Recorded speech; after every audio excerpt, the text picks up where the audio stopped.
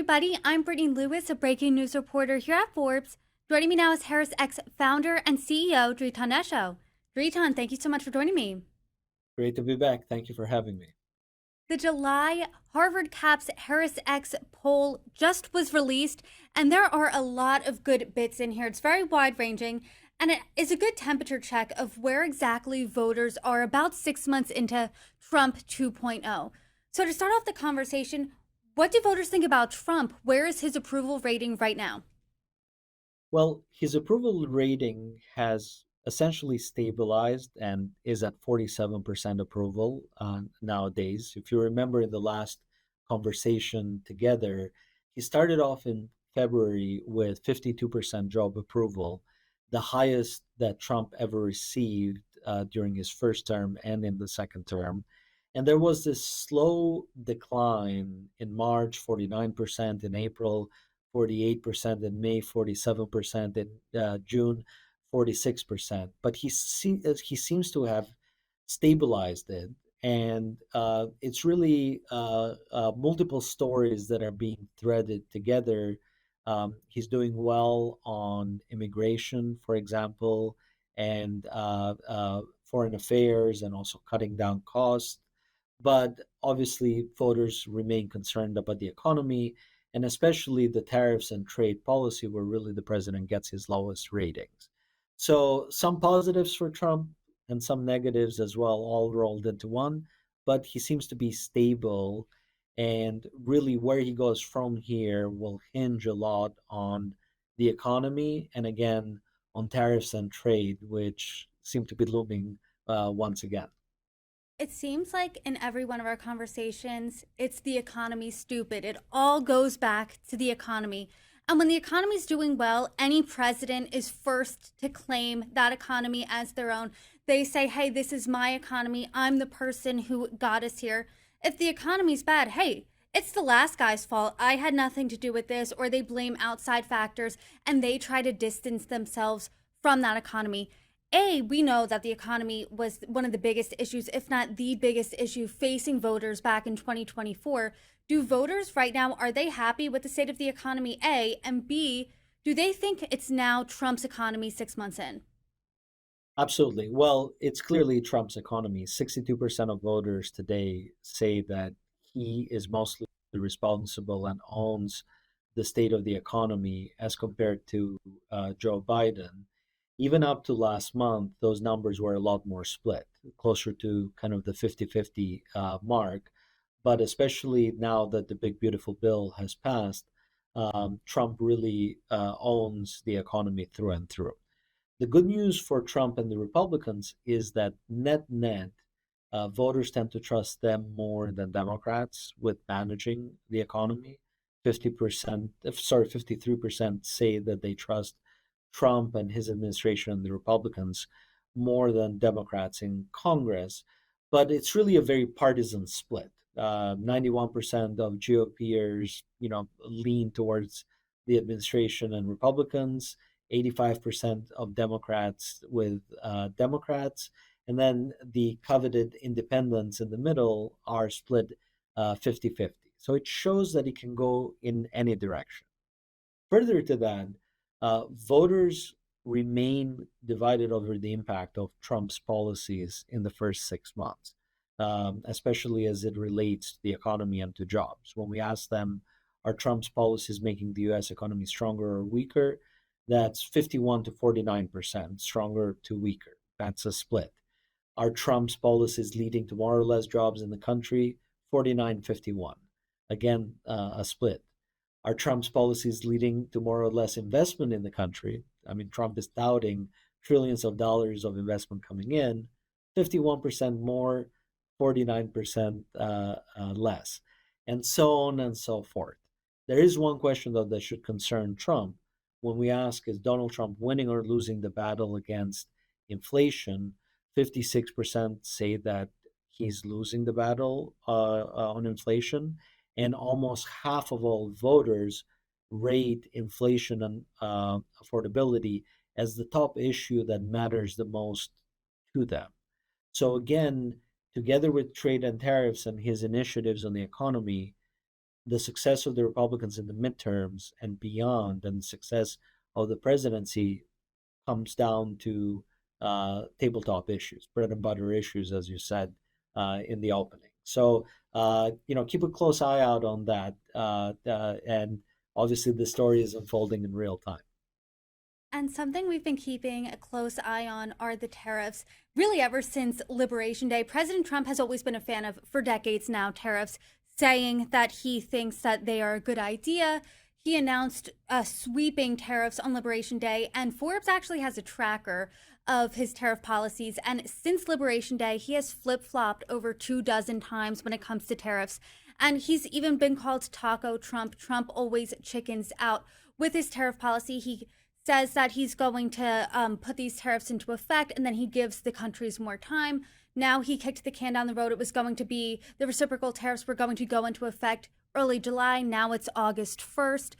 Are Americans happy with these tariffs? What do they think about them? Because the economists I've talked to all say a tariff is a tax on the American consumer. And if Americans are concerned about their pocketbook, if they're concerned with their prices, the cost of living, what does that mean for them? Yeah. Well, simply put, 56% of voters believe that Trump's tariff policies are harming the economy rather than boosting the economy.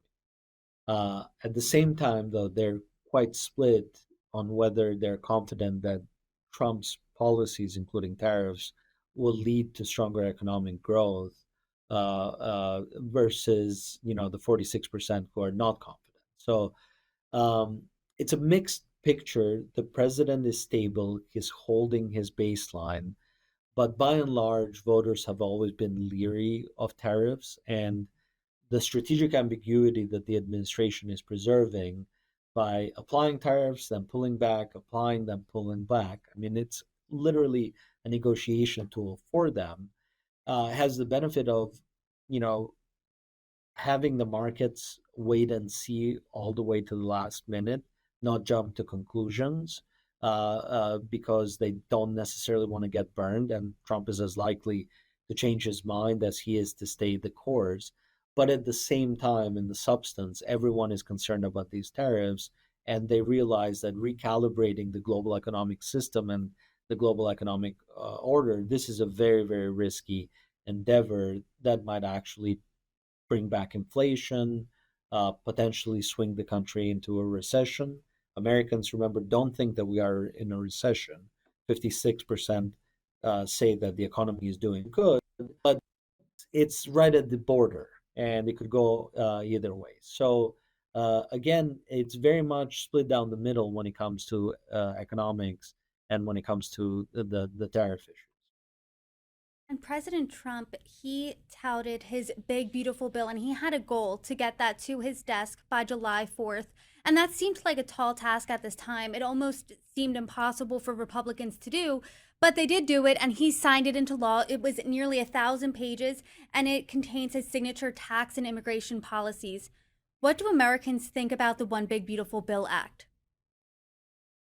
Well, the administration didn't do a very good job marketing the big beautiful bill, and it was labeled by the Democrats and by Elon Musk and by other parties the big ugly bill faster than they could tout the advantages of the bill. So it's no surprise that voters are split when it comes to the bill. 44% supported, 44% oppose it, 12% haven't really made up their mind. What's interesting about the bill, though, is most of the individual elements of the bill receive very, very strong support. Very few of those elements actually voters view negatively. And I think that important in the administration's economic strategy has to be a selling of the big, beautiful bill on the back end, making sure that voters understand the benefits that they're getting from this bill so that the administration isn't left holding the bag for all the negative connotation that the bill has been wrapped around. I wish I had something for it It's other than the picture is still split, but Um, on the all important question, will this bill make the economy better or worse? Voters again are split. 52% say worse, 48% say will improve the economy. So again, lots of work to be done on the economic front by the administration. Some of the more controversial parts of this bill, in the conversations I've had with lawmakers and strategists, were that changes to Medicaid could leave millions of Americans uninsured over the next decade, and that this could add trillions of dollars to the national deficit. What do voters make of that? Were they concerned about those elements of this bill as well?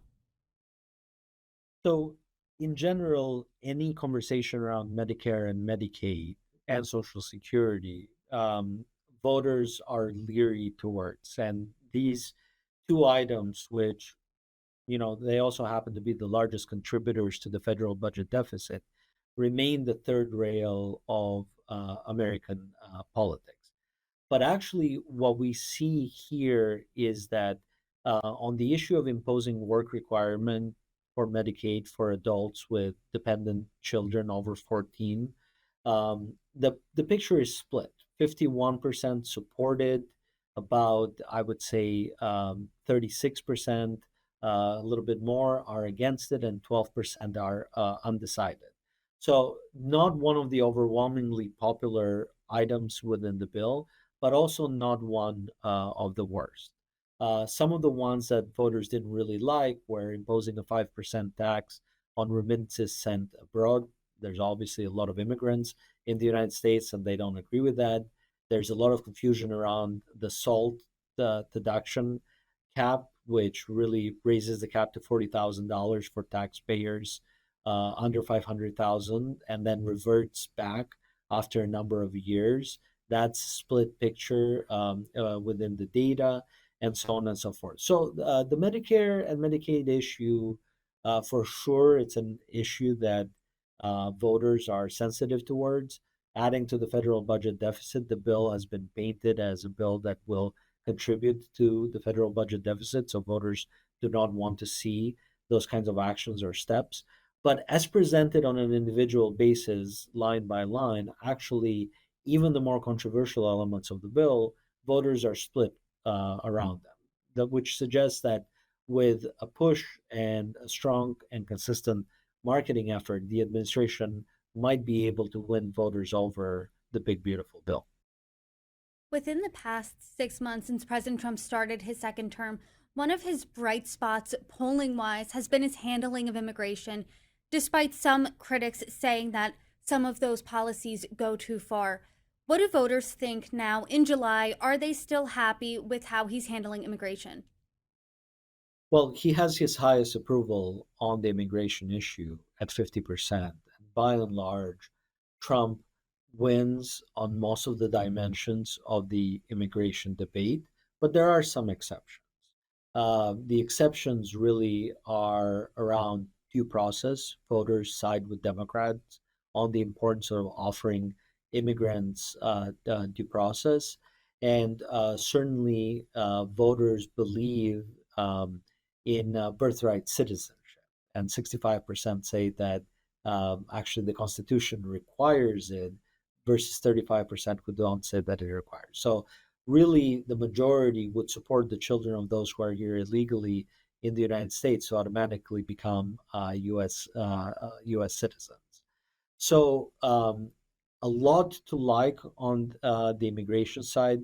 Voters like the fact that the border has been closed, like the fact that the number of intercepted illegal crossings has dropped almost to a negligible amount, if not zero, under the Trump administration. They like the enforcement processes that are going into place. They like the focus on convicted criminals who are also illegal aliens here. And frankly, they want local um, governments and law enforcement to collaborate rather than fight with the administration. But at the same time, they want it to be done well and to be done sensibly. And we see them breaking with Trump on those specific points. So immigration is definitely the bright spot of the administration. But even there's some work to be done to do it better and really claim it as a runaway win. And the administration has the opportunity to do that if it listens to voters and certainly aligns with them on some of these core issues like birthright citizenship and beyond. Dritan, another through line we've been having in conversations really since November is that Democrats have a popularity problem. They seem, ever since they lost in November of 2024, to be lost in the wilderness a bit, maybe trying to see what their identity is now in this Trump 2.0, where their party should be. Should they be more moderate? Should they be more progressive? What does that really look like? And we've talked about their popularity being underwater. What does it look like right now? Well, their popularity is still significantly underwater, and this is a party that still hasn't found its messaging and a new platform after its loss in November. Some of the concerns that are reemerging around inflation and certainly the issue of affordability give them a potential path forward.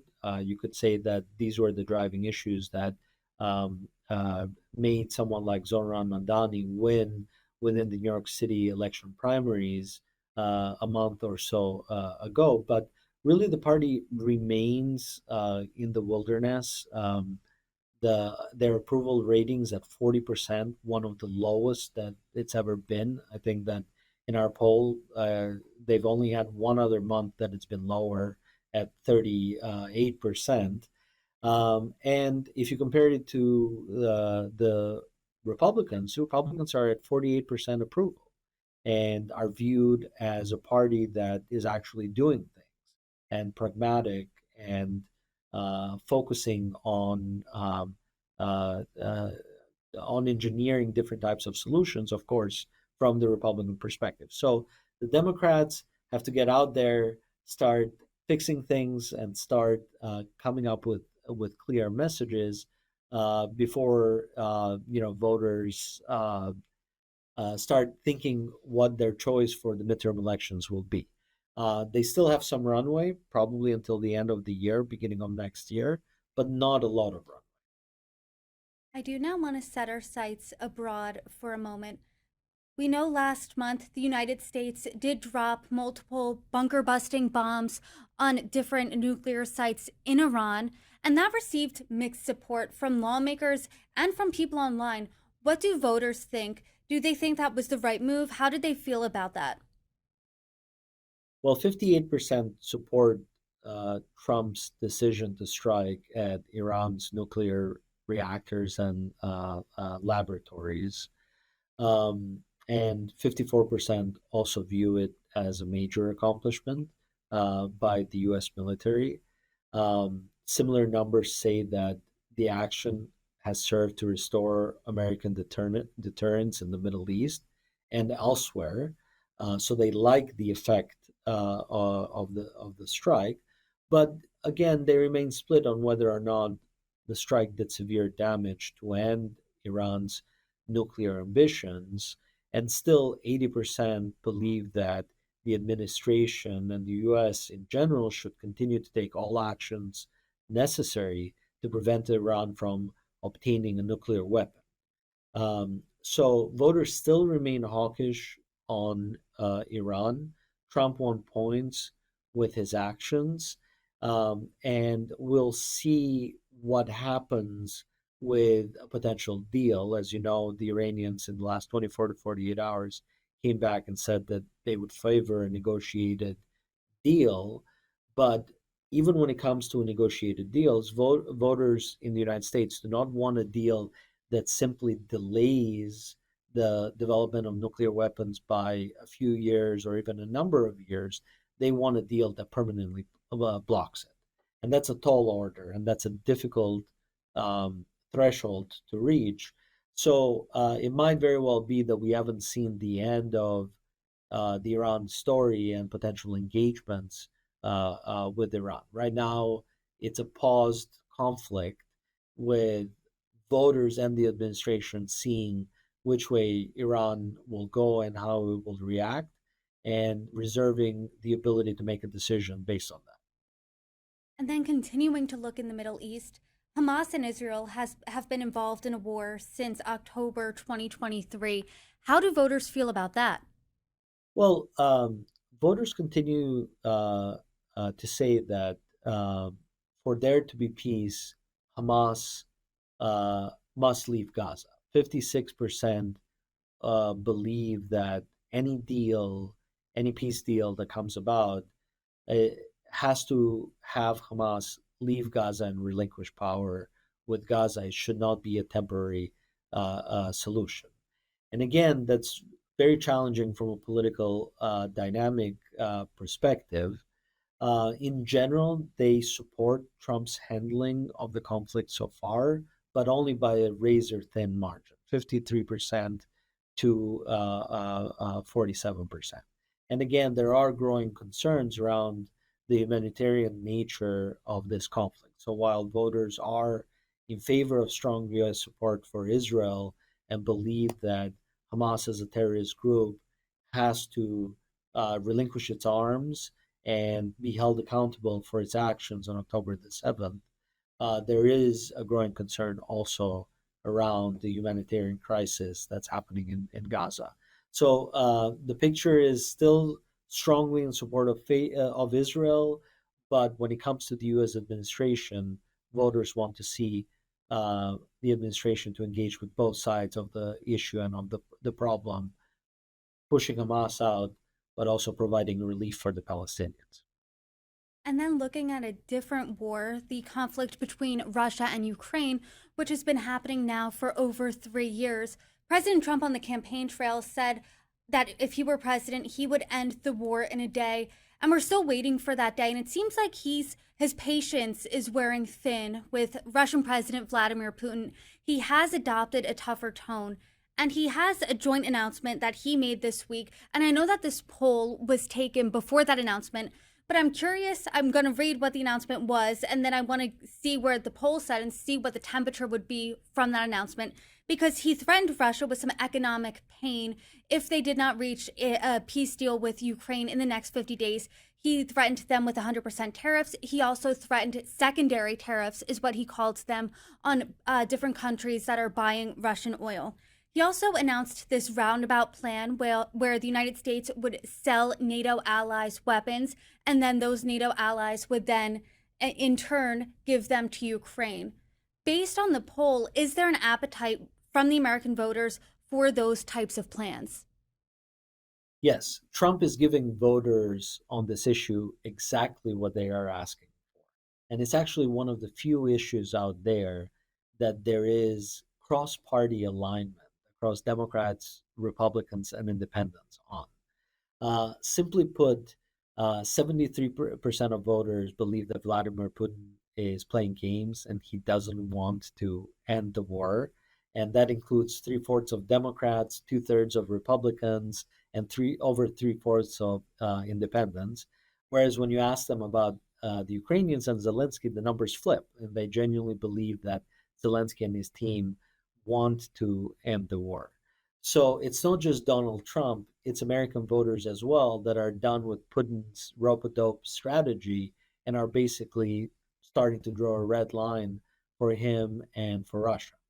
And again, we also asked the question, even though it was before the announcement, should the Trump administration continue to provide weaponry to Ukraine and impose further economic sanctions on Russia if it refuses to negotiate and prolongs the bloodshed, or should it not do so for fear of antagonizing Russia? 65%, two-thirds, said continue to provide weaponry and impose sanctions.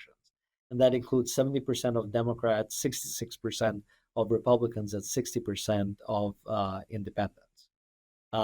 We also asked, should Ukraine receive direct security guarantees from the United States if it makes concessions to end the war with Russia proactively? Two-thirds would support that. Again, unanimous agreement across the different parties. We asked, do you think Donald Trump has been too tough or not tough enough?